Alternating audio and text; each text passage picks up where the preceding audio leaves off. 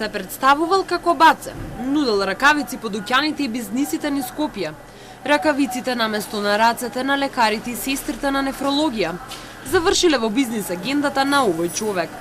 Слободен печат ја откри оваа акција на продавање на пакети со ракавици.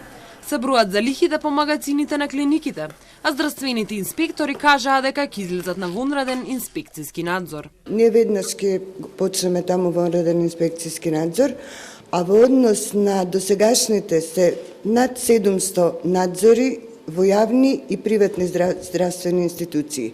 Да, таму каде што се констатирани одредени недостатоци, веќе се изречени решенја и Државниот здравствени санитарен инспекторат продолжува контроли по веќе доставените решенја. Директорката на клиниката, доктор Ирена Бушлетик, во телефонски разговор вели дека се уште бројат и проверуваат во болничките магазини. Извори од клинички пак кажува дека од самиот почеток на пандемијата забележале дека ракавици нема доволно. Доставувачот одел од маркет во маркет им нудел на вработените ракавици, на која е залепена етикета на клиника за нефрологија.